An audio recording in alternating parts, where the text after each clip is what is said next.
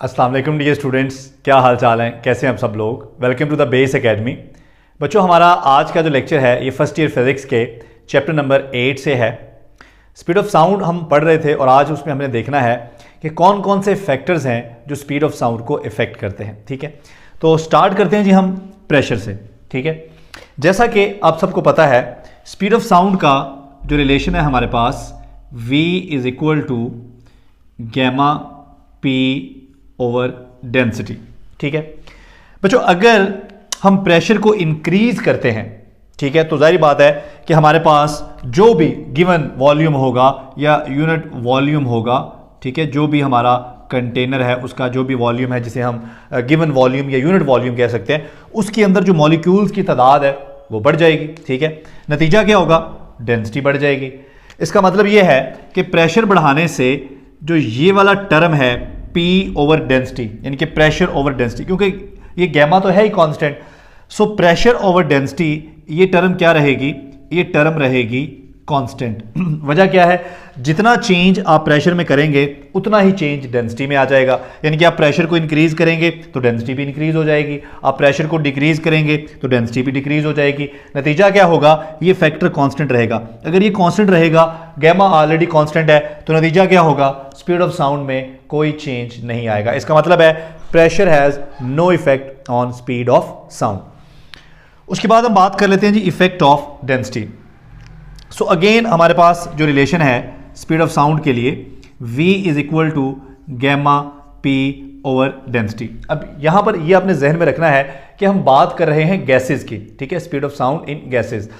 तो अगर फर्ज करें हम यहां पर दो काम करते हैं, हम जानते हैं कि स्पीड ऑफ साउंड का जो रिलेशन है हमारे पास वो ये है, जो पहले भी हम लिख चुके हैं। ठीक है, अब हम यहां पर क्या करते हैं, सबसे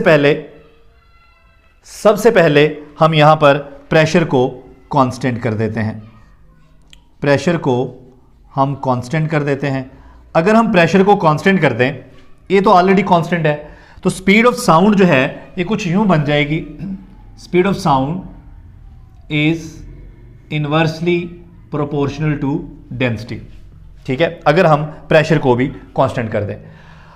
इसका मतलब ये हुआ कि गैसेस के अंदर speed of sound is inversely proportional to the density. इसका मतलब है जिस गैस की डेंसिटी ज्यादा होगी उसके अंदर स्पीड ऑफ साउंड कम होगी, और जिस गैस की डेंसिटी कम होगी उसके अंदर स्पीड ऑफ साउंड ज्यादा होगी।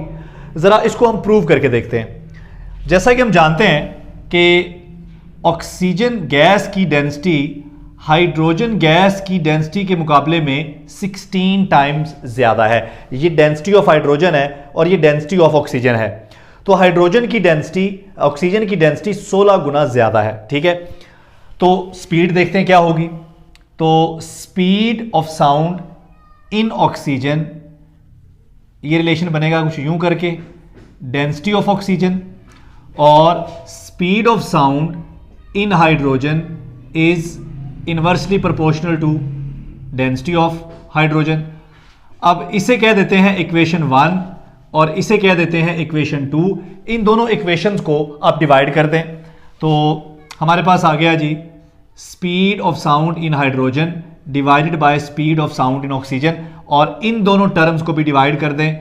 अगर आप इन दोनों को डिवाइड करेंगे, डिवाइड करके सिंप्लीफाई करेंगे, तो हमारे पास जो आंसर आएगा वो आएगा density of oxygen over density of hydrogen. लेकिन हमने स्टार्ट में कहा है कि डेंसिटी ऑफ ऑक्सीजन जो है ये 16 टाइम्स ज्यादा है, तो यहां पर वैल्यू पुट करें, speed of sound in hydrogen, ये डिवाइड हो रहा है, इसको इधर जाके मल्टीप्लाई कर दें और यहां वैल्यूज पुट करें। ये देखिए डेंसिटी ऑफ ऑक्सीजन, इसकी जगह पुट करें 16 टाइम डेंसिटी ऑफ हाइड्रोजन और divided by density of hydrogen. ये दोनों फैक्टर क्या हो जाएंगे, कैंसल, और 16 का अंडर रूट लेंगे तो क्या आएगा, 4 आएगा। सो हमारे पास आंसर क्या आ गया, speed of sound in hydrogen is equal to 4 time speed of sound in oxygen. तो आपने देखा, क्या आपने यहां से नोटिस किया कि ऑक्सीजन की डेंसिटी ज्यादा है, density of oxygen is greater than density of hydrogen, लेकिन speed of sound in oxygen is less than speed of sound in hydrogen. यही बात हमने यहां पर की थी। क्लियर हो गया जी। तो ये है, यहां पर बात किसकी हो रही है, बात हो रही है गैसेस की, ठीक है। उसके बाद effect of temperature on speed of sound, gases के अंदर स्पीड ऑफ साउंड के ऊपर टेम्परेचर का क्या फर्क पड़ता है, जरा इसको देखते हैं। तो जैसा कि हमारा रिलेशन है, speed of sound is equal to gamma P over rho, ठीक है। अब यहां पर हमने क्या करना है, अगेन यहां पर हम प्रेशर को कांस्टेंट रख लेते हैं जी, प्रेशर को हम कांस्टेंट रख लेते हैं। अगर प्रेशर को कांस्टेंट रख लें और टेम्परेचर इंक्रीज करें, टेम्परेचर इंक्रीज करने से जो गैस मॉलिक्यूल्स हैं वो ज्यादा वॉल्यूम ऑक्यूपाई करेंगे, फैलेंगे, नतीजा क्या होगा, वॉल्यूम इंक्रीज होगा। अगर वॉल्यूम बढ़ेगा तो आपको पता है कि density is equal to mass per unit volume, volume बढ़ेगा तो डेंसिटी कम होगी। अब देखिए डेंसिटी कम होगी तो स्पीड ऑफ साउंड बढ़ेगी, इसका मतलब है टेम्परेचर बढ़ाने से स्पीड ऑफ साउंड बढ़ेगी, ठीक है। अभी हमने एक रिलेशन प्रूव करना है, पेपर में ये एज अ लॉन्ग क्वेश्चन आता है। वो रिलेशन है, prove that speed of sound at some temperature, किसी भी टेम्परेचर टी के ऊपर, is equal to speed of sound at 0 degree centigrade plus एक फैक्टर आता है 0.61 टी। इसका मतलब है कि ये वो फैक्टर है जो इंक्रीज हो जाता है टेम्परेचर में, इंक्रीज होने से या टेम्परेचर में 1 डिग्री राइज होने से 0.61 टी इजाफा होता है स्पीड ऑफ साउंड में, ठीक है। तो इस रिलेशन को हमने प्रूव करना है, तो स्टार्ट करेंगे हम अपने उसी रिलेशन के साथ। Speed of sound, let suppose कि वी टी जो है ये हमारे पास स्पीड ऑफ साउंड है, speed of sound at some temperature, कोई भी टेम्परेचर आप ले लें टी डिग्री सेंटीग्रेड, ठीक है। और वी नॉट जो है ये हमारे पास स्पीड ऑफ साउंड है एट 0 डिग्री सेंटीग्रेड। तो ये रिलेशन कुछ यूं बन जाएगा, V T is equal to gamma P over rho T और V naught is equal to gamma P over rho naught, ठीक है जी। जाहिर बात है टेम्परेचर चेंज होगा तो उसके साथ डेंसिटी भी चेंज हो जाएगी। अब इसे हम कह देते हैं जी इक्वेशन 3 और इसे मैं कह देता हूं इक्वेशन 4। इन दोनों इक्वेशंस को डिवाइड कर दें तो हमारे पास ये बन जाएगा V T over V naught is equal to, V T किसके बराबर है, gamma P over rho T और divided by gamma P over rho naught. अब देखें ये गैमा पी क्या हो जाएंगे, कैंसिल, क्योंकि हमने स्टार्ट में कहा कि प्रेशर को हमने क्या रखा हुआ है, कांस्टेंट।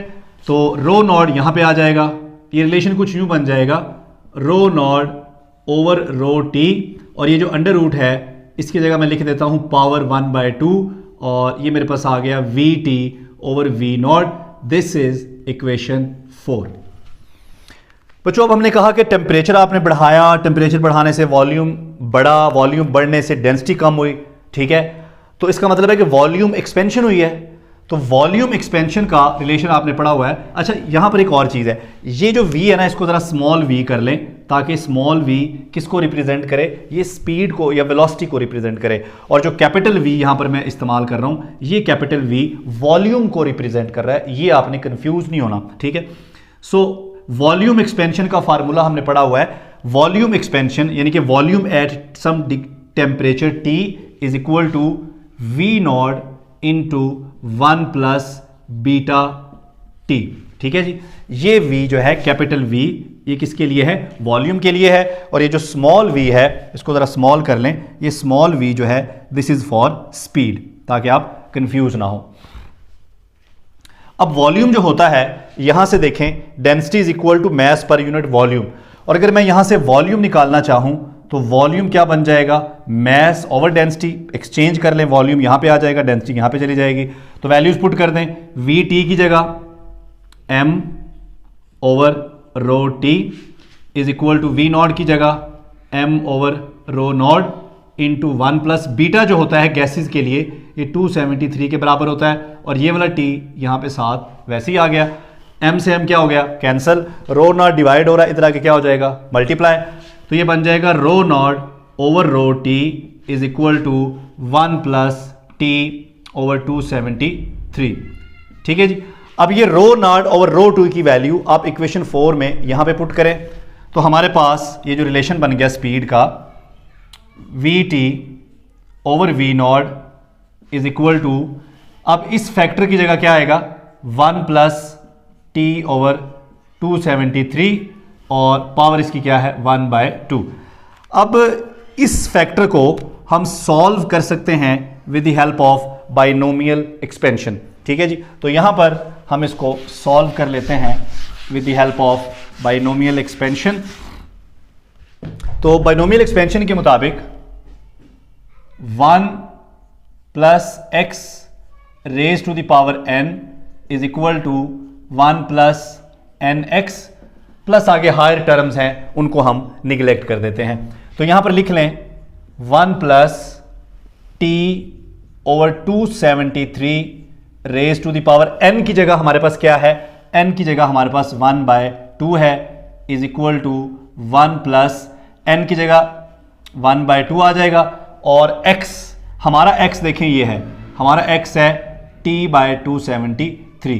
तो ये 273 और 2 ये मल्टीप्लाई हो जाएंगे तो आंसर आ गया 1 plus T over 546।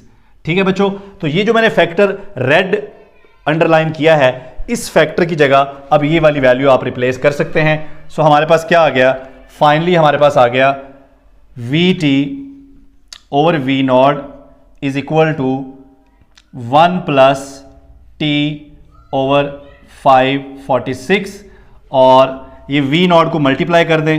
So V T is equal to V naught plus V naught T over 546। V naught जो है speed of sound at 0 degree centigrade, तो ये हमारे पास कितनी है, वी नॉट की वैल्यू हमारे पास है 332 मीटर पर सेकेंड। आप ऐसा करें, V T is equal to V naught को तो ऐसे ही रहने दें, प्लस ये जो यहां पर वी नॉट है ना उसकी जगह पुट कर दें 332 मीटर पर सेकेंड डिवाइडेड बाय 546 और इनटू टेम्परेचर टी। ठीक हो गया जी। सो हमारे पास क्या आ गया, ये हमारे पास आ गया जी V T is equal to V naught. अब इसको सिंप्लीफाई कर लें, ये वाला जो फैक्टर है हमारा, इसको सिंप्लीफाई कर लें। ठीक है जी। तो इसको सिंप्लीफाई करेंगे तो ये हमारे पास आएगा 0.61 और साथ में क्या आएगा टी। सो ये हमारा प्रूव हो गया जी, V T is equal to V naught plus 0.61 T. और इससे ये हमने कहा था कि हमने ये प्रूव करना है, और यहाँ से हमें एक और चीज़ भी पता चल रही है। ठीक है जी।